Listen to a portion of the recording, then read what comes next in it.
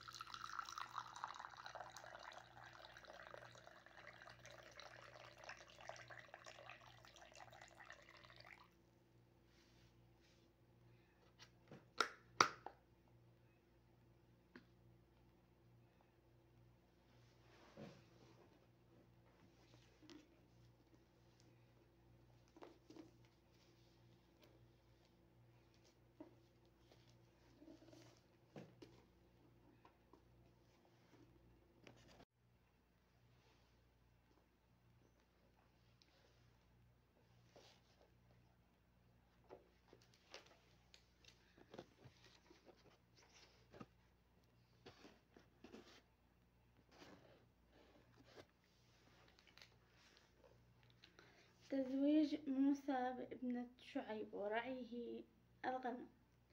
وخرج كليم الله من أرض مصر فارا يريد النجاة، وتوجه نحو أرض مدين ماشيا على قدميه يلتفت خشية أن يدركه أحد من آل فرعون، ولم يكن معه زاد، فكان يأكل ورق الشجر وبقي يمشي مسيرة 8 ليال، يعني 8 أيام بلياليها، حتى وصل إلى أرض مدين، فجلس تحت شجرة وقد أنهكه الجوع والتعب. قال ابن عباس: خرج موسى من مصر إلى مدين وبينهما مسيرة 8 ليال، لم يأكل إلا البقل وورق الشجر، وكان حافيا، فسقطت نعل قدميه من الحفا، وجلس في الظل وهو صفوة الله من خلقه، وأن بطنه لاصق بظهره من الجوع، وأن خضرة البقل تلمع من داخل جوفه، وأنه لمحتاج إلى شق تمرة. وبينما هو جالس للاستراحة أبصر ابنتين ترعيان الغنم تريدان سقي غنمهما من تلك البئر الكبيرة التي يسقى منها الرعاء، ولكنهما كانتا تحبسان الغنم لئلا يختلط بغنم الآخرين. فأشفق عليهما وسألهما عن سبب تعهدهما لرعاية الغنم بأنفسهما، فأخبرتا بأن أباهما شيخ كبير وليس عنده من الأولاد من يرعى له هذه الأغنام، ولذلك فإنهما يتعهدان رعايتها وسقايتها. فسقى لهما ثم جلس بجانب الظل يدعو ربه. قال الله تعالى: أعوذ بالله من الشيطان الرجيم: ولما ورد ماء مدين وجد عليه أمة من الناس يسقون، ووجد من دونهم امرأتين تذودان، قال: ما خطبكما؟ قالتا: لا نسقي حتى يصدر الرعاء، وأبونا شيخ كبير. فسقى لهما ثم تولى إلى الظل، فقال: رب إني بما أنزلت إلي من خير فقير. وقد ذكر ابن كثير في تاريخ البداية والنهاية أن الرعاة كانوا إذا فرغوا من السقي وضعوا على فم البئر صخرة عظيمة، فتجيء هاتان المرأتان فيشربان غنمهما في في فضل أغنام الناس. فلما كان ذلك اليوم جاء موسى فرفع تلك الصخرة وحده، ثم استقى لهما وسقى غنمهما، ثم رد الحجر وكان لا يرفعه إلا 10، فرفعه موسى عليه السلام وحده ورده وحده، يعني رفع هذا الحجر لوحده ورده لوحده.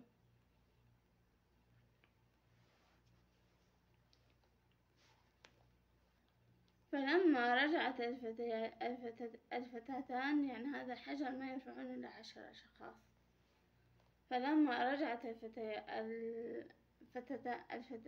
الفتاتان إلى أبيهما أخبرتا بخبر موسى، فأرسل واحدة منهن لتدعوه إلى أبيها، فجاءته وهي تمشي على استحياء، فقالت له: إن أبي يدعوك ليجزيك أجر ما سقيت لنا. وإنما صرحت له بهذا لئلا يوهم كلامها الريبة، يعني الشكك، وهذا من تمام حياها وعفتها وصيانتها. فلما جاءه وقص عليه قصته قال له شعيب: لا تخف، نجوت من القوم الظالمين. ثم زوجه بابنته على رعاية الغنم. قال ابن كثير: وقد اختلفوا في هذا الشيخ من هو، فقيل أنه شعيب عليه السلام، وهذا هو المشهور عند الكثيرين، ونص عليه الحسن البصري، وهو منقول عن مالك بن أنس، هذا سلسلة الرواة. وقد عاش شعيب عمرا طويلا بعد هلاك قومه، حتى أدركه موسى عليه السلام وتزوج بابنته. وقيل أنه ابن أخي شعيب، وقيل ابن عمه، وليس هو شعيب النبي الذي أرسل إلى أهل مدين. والرأي الأول هو الأرجح، لذلك أغلب العلماء أكدوا إنه ابن أخي شعيب، يعني موسى ولد أخو شعيب نسبه.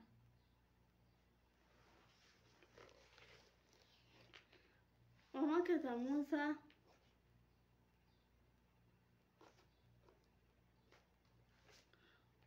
موسى عليه السلام في أرض مدين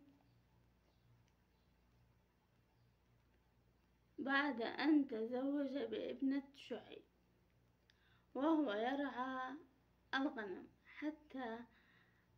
حتى أتم المدة، وهي 10 سنين. وقد روي أن النبي صلى الله عليه وسلم سئل أي الأجلين قضى موسى، قال: أكملها وأفضلها. ومن هنا نعلم أن موسى عليه السلام اشتغل برعاية الغنم لمدة 10 سنوات، وكانت الرعاية هي المهر الذي دفعه موسى للقاء تزوجه بابنة شعيب، يعني مهرا ورعى لهم الغنم. وإذا كان موسى بن عمران قد رعى الغنم، هذا أسلوب الكتاب نكمله، فليس عيبا على أحد من الناس أن يشتغل بأمثال هذا الحرف. كيف وقد كان سيد الخلق محمد صلى الله عليه وسلم يرعى الغنم؟ فقد ورد في الحديث الصحيح عن النبي صلى الله عليه وسلم أنه قال: ما من نبي إلا ورعى الغنم. قالوا: حتى أنت يا رسول الله؟ قال: حتى أنا كنت أرعاها لقريش على قراريط.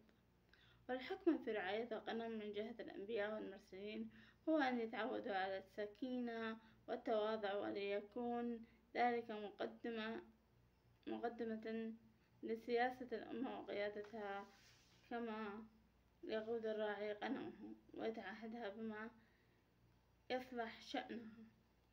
أسلوب كاتب الكتاب زايد بهذه الطريقة.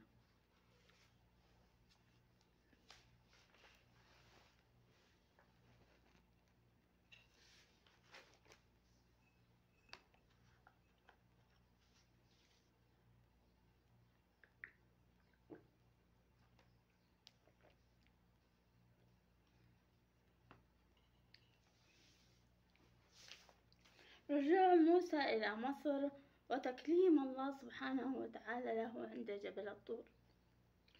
بعد أن أمضى موسى عليه السلام السنوات 10 في أرض مدين، حن قلبه إلى وطنه، فعزم الرجوع إلى أرض مصر مع أهله وولده. وبينما هو في الطريق في ليلة مظلمة باردة تاه في الطريق، فلم يهتدي إلى السلوك في الدرب المألوف، وجعل يواري زناده فلا يقدح شيئا. واشتد الظلام والبرد، وكانت امرأته حاملا، وقد قرب أوان وضعها، فتحير وقام وقعد وأخذ يتأمل في الأفق لعله يرى شيئا فيخرجه من هذه الحيرة. ثم اتخذ يستمع طويلا، هل يسمع حسا أو حركة. فبينما هو كذلك إذا أنس من جانب الطور نورا فحبسه نارا، فقال لأهله امكثوا إني آنست نارا لعلي آتيكم منها بقبس أو أجد على النار هدى. فلما وصل قريبا من جبل الطور رأى نورا عظيما ممتدا من عنان السماء إلى شجرة عظيمة هناك، فتحير وارتعد فرائصه، فسمع خطاب الله عز وجل يأمره أن يخلع نعليه ثم يدخل ذلك الوادي المقدس حتى يقترب من جبل الطور، فإن الله سبحانه وتعالى سيكلمه ويجعله رسولا، ثم يرسله إلى فرعون ليبلغه رسالة الله. قال الله تعالى: وهل أتاك حديث موسى إذ رأى نارا فقال لأهلهم امكثوا إني آنست نارا لعلي آتيكم منها بقبس أو أجد على النار هدى.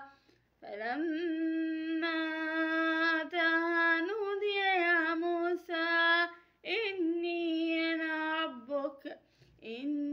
أنا ربك فاخلع عليك إنك بالواد المقدس طوى وأنا اخترتك فاستمع لما يوحى إنني أنا الله لا إله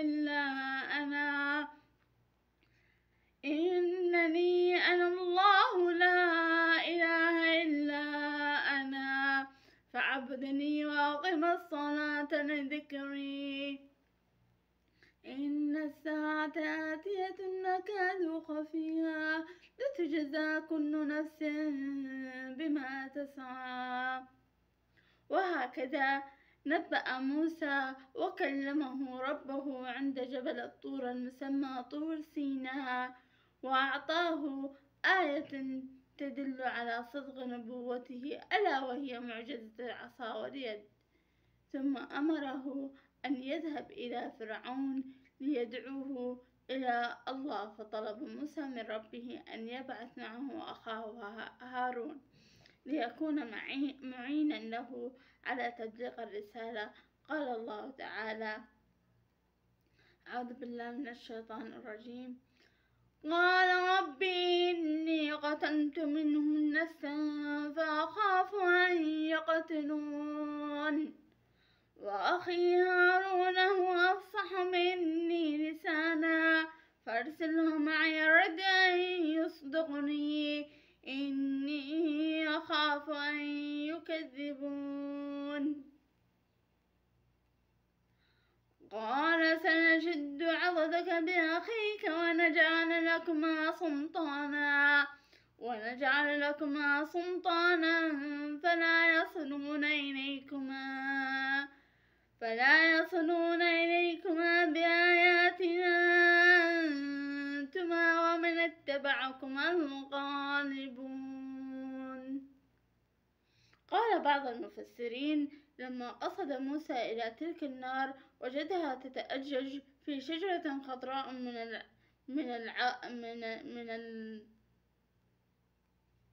من العوسج. كلمة أول مرة تمر علي، العوسج.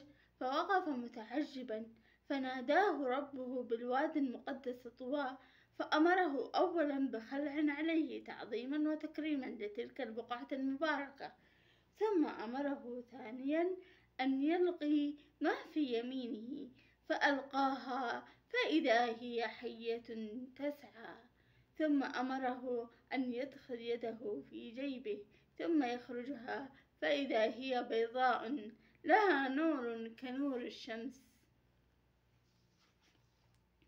موسى يدخل مصر ويدعو فرعون إلى الإيمان بالله.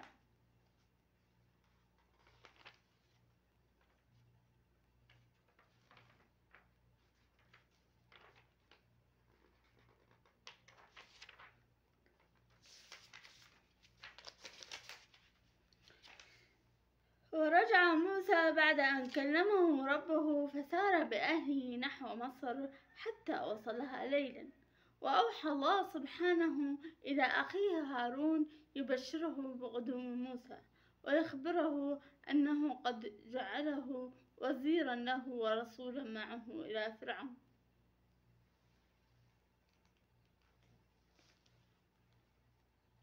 واجتمع موسى بهارون وانطلقا إلى فرعون، فطلب موسى من البواب أن يأذن له بالدخول على الملك فرعون، فقال له: وماذا أقول لفرعون؟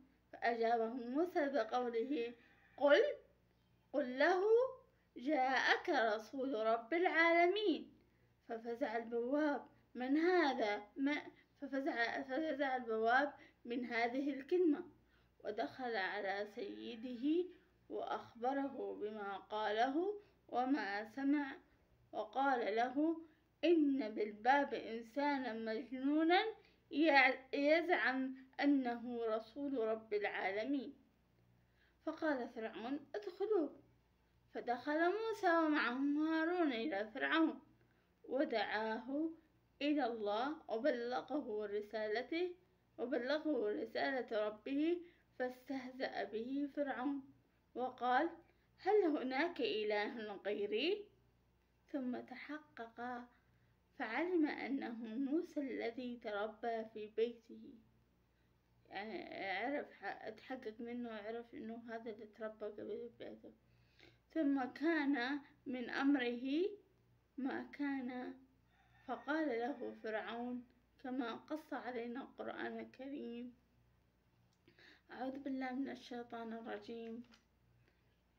ألم نربك فينا وليدا ولبثت فينا من عمرك سنين، وفعلت فعلتك التي فعلت وأنت من الكافرين.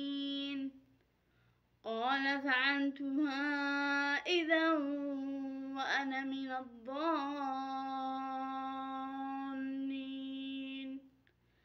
ففررت منكم لما خفتكم، فوهب لي ربي حكما وجعلني من المرسلين. وتلك نعمة تمنها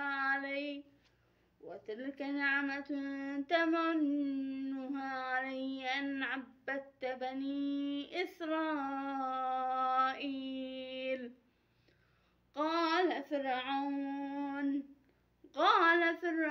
وما رب العالمين؟ قال: رب السماوات والأرض وما بينهما إن كنتم موقنين. موسى والسحرة عند فرعون. ومضى موسى يشرح له رسالة ربه، وأخذ فرعون يهدده ويتوعده بالسجن والتعذيب والتشريد. فقال له موسى: أولو جئتك بشيء بين؟ فقال: وماذا عندك؟ فألقى عصاه فإذا هي ثعبان مبين، وأدخل يده إلى صدره ثم أخرجها، فإذا بها كأنها قطعة من نور الشمس مضيئة. ففزع فرعون لهذا ودعا جماعته واستشارهم، فأشاروا عليه أن يجمع السحرة ليبطلوا ما جاء به موسى، لأنهم ظنوا أنه من قبيل السحر، يعني يحسبون هذا السحر. فاجتمع السحرة عند فرعون فطلب منهم فرعون أن يجمعوا قواهم ويوحدوا هدفهم ليبطلوا بعزيمتهم سحر موسى وإقراءهم بالمال والمنصب، وأن يجعلهم خاصته فيما اتمكنوا على موسى وغلبوه. ثم كانت النتيجة بعد تداول بين السحرة أن طلبوا من موسى أن يلغي ما معه أو يبدأوا هم بالإلغاء، اعتزازا منهم بالنفس اعتقادا بالقلبة. قالوا يا موسى إما أن تلقي وإما أن نكون نحن الملقين. قال ألقوا، فلما ألقوا سحروا أعين الناس واسترهبوهم وجاءوا بسحر عظيم.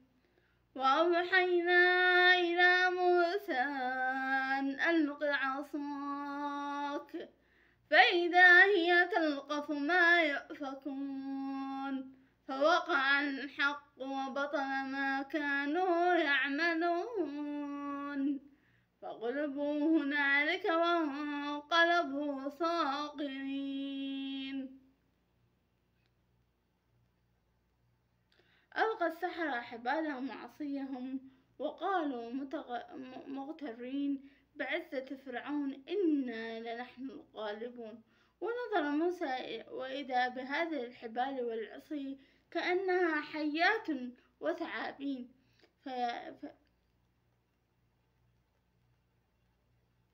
فهال أمرها وأوجس في نفسه خيفة منها، ولكن الله ثبته أمام ذلك الجمع الزاخر وأوحى إليه ألا تخف فإنك أنت المنصور، وأمره أن يلقي العصا، فإذا هي تبتلع كل ما قذف به السحرة من زور وبهتان. فأوجس في نفسه خيفة موسى. قلنا لا تخف إنك أنت الأعلى، وألق ما في يمينك تلقف ما صنعوا، إنما صنعوا كيد ساحر ولا يفلح الساحر حيث أتى. فأوجس في نفسه خيفة موسى. قلنا لا تخف إنك أنت الأعلى، وألق ما في يمينك تلقف ما صنعوا، وألق ما في يمينك تلقف ما صنعوا، إنما صنعوا كيد ساحر ولا يفلح الساحر حيث أتى.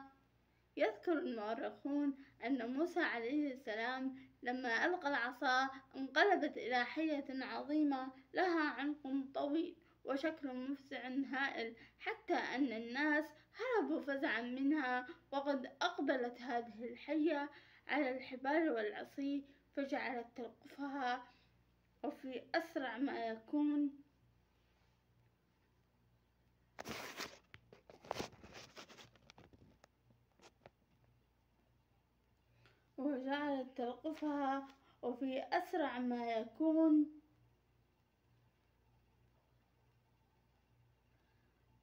والناس في فزع واضطراب وفي دهشة واستغراب. وكان أول من أذعن للحق وأعلن إيمانه إنما هم السحرة الذين أتى بهم فرعون لينصروا ويتقلبوا على خصمه موسى عليه السلام. آمن السحرة وسجدوا لله عز وجل وأقروا بالوحدانية له، لأنهم أيقنوا أن هذا ليس بسحر ولا شعوذة ولا زور ولا بهتان، وإنما هي آية من آيات الله الباهرة أظهرها على يد رسوله موسى لتكون برهانا على صدقه، وعرفوا أن ذلك ليس بطاقة إنسان ولا قدرته، وإنما هي القوة الإلهية التي تصنع العجائب. فخروا لله ساجدين وقالوا آمنا برب العالمين رب موسى وهارون. علم فرعون أنه لم يعجز موسى، ولكن موسى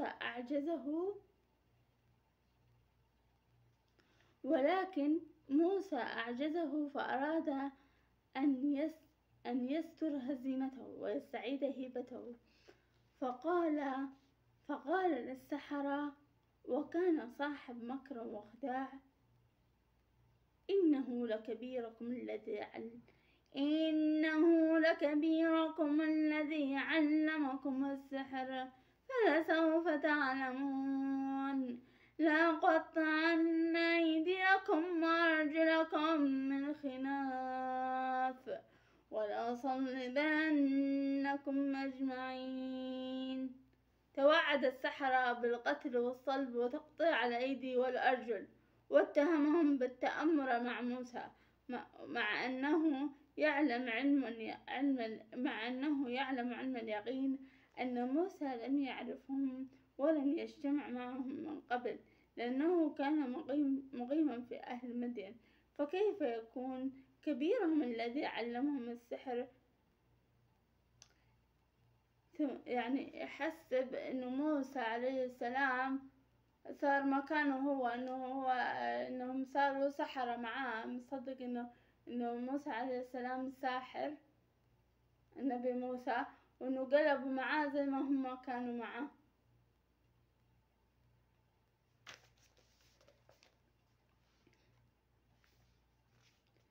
فكيف يكون كبيرهم الذي علمهم السحر؟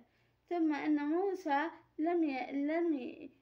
لم يجمعهم ولا علم باجتماعهم، وإنما استدعاهم فرعون من أنحاء البلاد ليبطلوا دعوى موسى عليه السلام، ولكن المقهور المغلوب يلتمس لنفسه العذر، وإن كان لا يغني أمام الحق شيئا. يعني هذا السحرة هو جايبهم من أماكن متفرقة كثيرة، من أماكن من أكثر من بلد، جايبهم إنه سحرته مو عنده في نفس المكان كمان.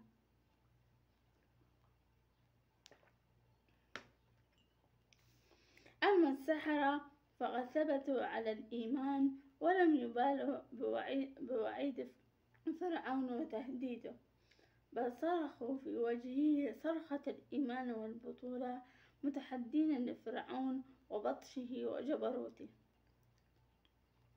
أعوذ بالله من الشيطان الرجيم. قالوا لن نؤثرك على ما جاءنا من البينات والذي فطرنا، فاقض ما أنت قاض، إنما تقضي هذه الحياة الدنيا، إنا آمنا بربنا ليغفر لنا خطايانا وما أكرهتنا عليه من السحر، والله خير وأبقى. قال سعيد بن جبير: لما سجد السحرة رأوا منازلهم وقصورهم في الجنة تتهيأ لهم وتزخرف لقدومهم، ولهذا لم يلتفتوا إلى تهويل فرعون وتهديده ووعيده، بل صدوا بالحق في وجهه. ولقد نفذ فرعون ما هددهم به، فصلبهم وقطع أيديهم وأرجلهم وقتلهم شر قتله، ومع ذلك لم يثنيهم ذلك عن الإيمان بالله، فماتوا شهداء.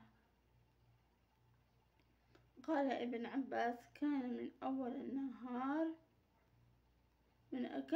أول النهار سحرة، فصاروا من آخره شهداء بررة.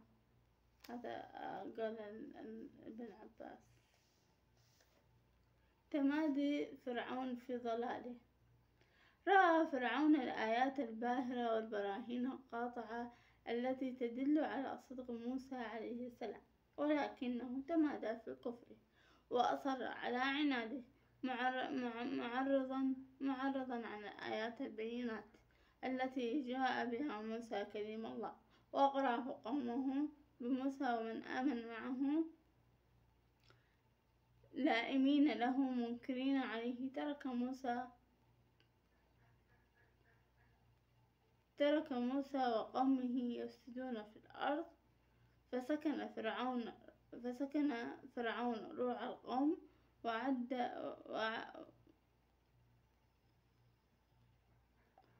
ووعد إياهم بأن يقتل قوم موسى ويستحيي نساءهم معتزا بما له عليهم من القهر والقدرة والسلطان.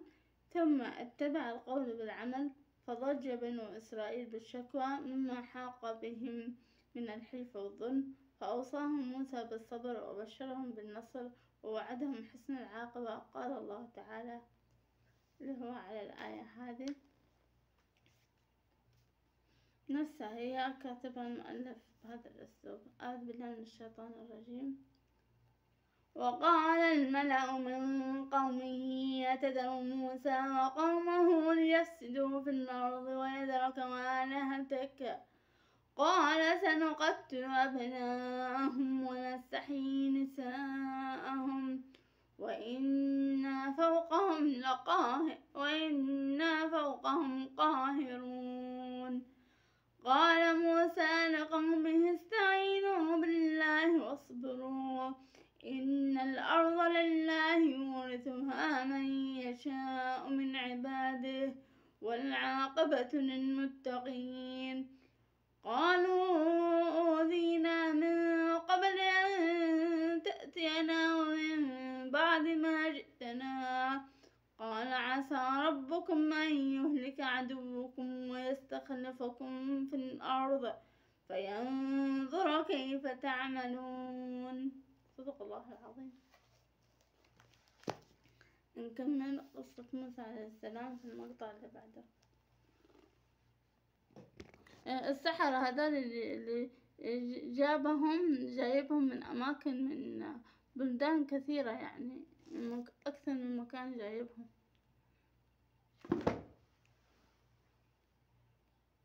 أعوذ بالله، ممكن قدر أخذها عن الناس.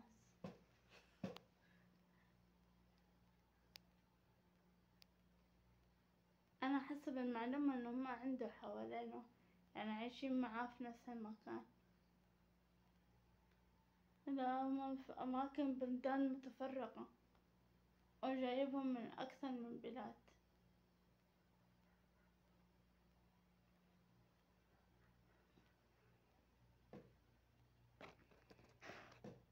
حطوا لايك واشتركوا بالقناة وفعلوا زر الجرس.